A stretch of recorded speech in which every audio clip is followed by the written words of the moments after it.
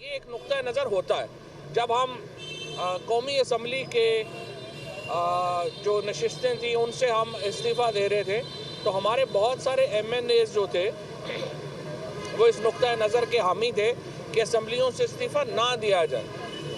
लेकिन जब एक दफ़ा इमरान खान ने और पार्टी ने फैसला कर लिया तो आपने देखा कि मुल्क की तारीख का सबसे बड़े जो इस्तीफ़े हैं 127 इस्तीफ़े जो हैं वो असम्बली में पेश हुए और मंजूर किए गए और बाद में जिस तरीके से धांधली से उन इलेक्शनों को रोका गया वो आपके सामने है।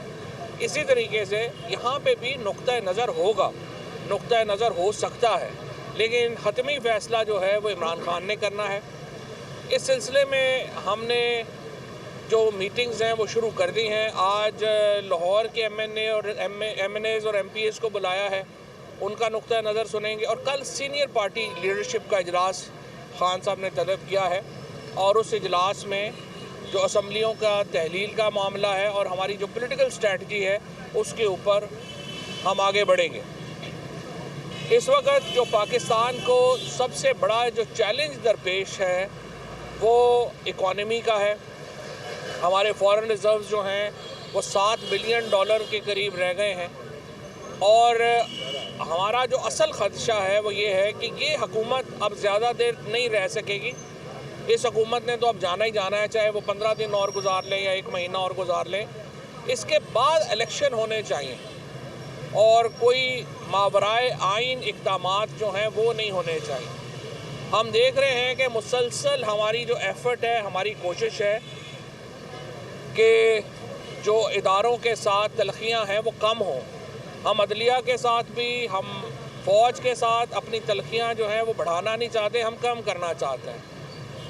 लेकिन बाज़ अनासर ऐसे हैं जो कि इन तलखियों को बढ़ा रहे हैं और मैं ये समझता हूँ कि जो हमारी लीडरशिप है उसको ये देखना होगा इंसानी हकूक़ की खिलाफ वर्जियाँ पाकिस्तान में फौरी तौर के ऊपर बंद होनी चाहिए। यहाँ पे आइन और कानून जो है जिस तरीके से पिछले 6-7 महीनों में उसकी धज्जियाँ उड़ाई गई, उसको ज़रूरी है कि ये सिलसिला फौरी तौर के ऊपर ख़त्म हो। जो FIRs आज़म सवाती साहब के बाद अब शहबाज गिल के ऊपर हो रही हैं, इसके ऊपर हमारा बड़ा कंसर्न है और हम ये समझते हैं कि ये जो ताल्लुकात हम बेहतर करने की कोशिश कर रहे हैं वहाँ से ताल्लुकात कोई कम अज़ कम कुछ लोग उसको या शायद वफाकी हुकूमत इसको बगाड़ने की कोशिश कर रही है।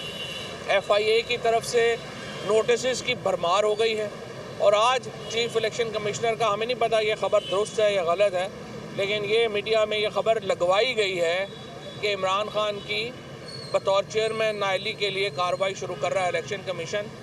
इसकी कोई बुनियाद ही नहीं है, जिसकी कोई बात ही नहीं है। इमरान खान पाकिस्तान के अवाम के लिए इस वक्त आज़ादी का इस्तारा है, जमहूरियत का इस्तारा है, हकूक़ का इस्तारा है और आप इमरान खान के बग़ैर पाकिस्तान का पॉलिटिकल जो सीन है वो मुकम्मल ही नहीं।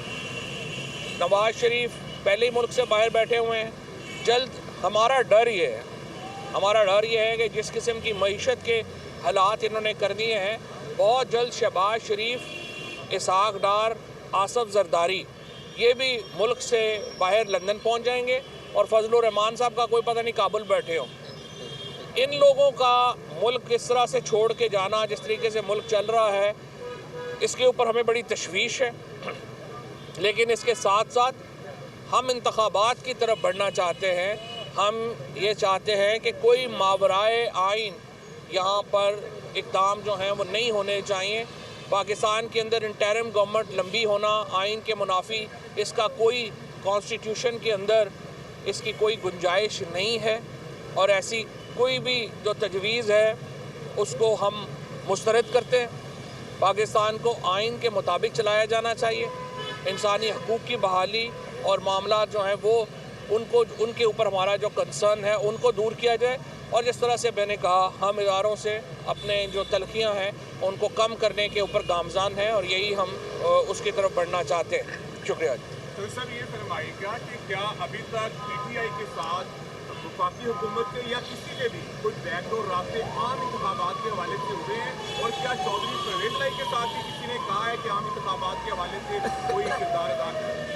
देखिए, इनफॉर्मल राब्ते जो हैं वो हो रहे हैं, समझाने की कोशिश हमने की है, स्पेशली इसाक डार साहब को, जो नून लीग की तरफ से जिनका ज़्यादा है, प्रेसिडेंट को हमने कहा।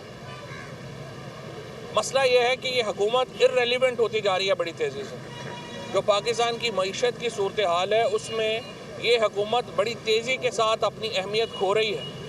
और ये ना हो कि ये सारे लोग जो हैं वो अचानक हमें पता चले कि मुल्क में जहाज़ में बैठ के चले गए हैं और पाकिस्तान के अंदर एक वैक्यूम पैदा हो।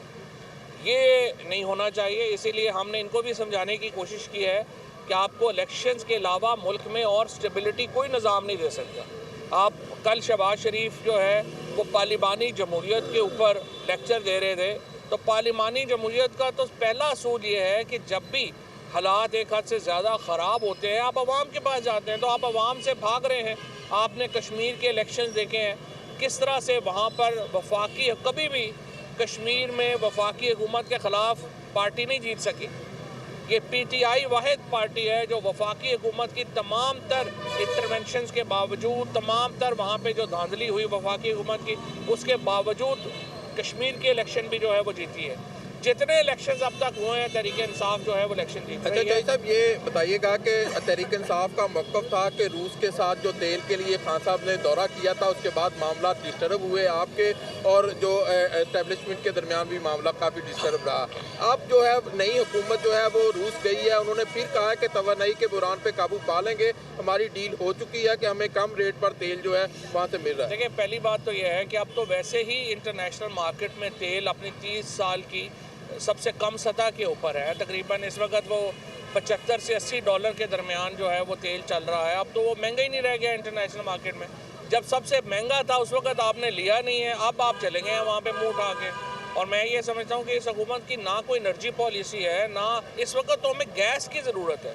तेल तो दुनिया में सस्ता हो गया, गैस की ज़रूरत है, उसकी पॉलिसी नहीं है। इंडस्ट्री बंद हो रही है।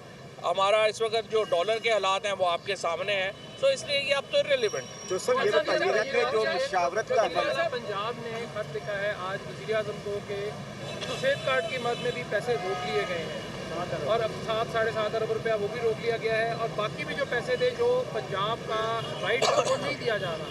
तो क्या कहेंगे कि ये पैसे क्यों रोक रहे हैं? पैसे जी है ही नहीं।